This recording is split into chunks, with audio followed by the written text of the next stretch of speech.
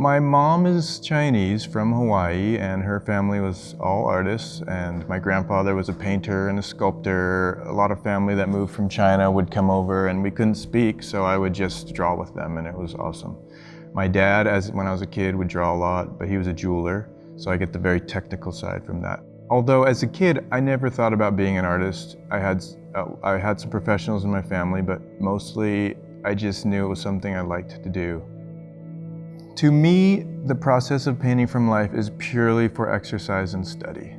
During the course of this video and just in general when I do these, I work on things for myself. I think of it as if I was an athlete and this is doing push-ups at the gym. I am not at the championship game when I'm doing these. Doesn't mean that the paintings don't come out interesting.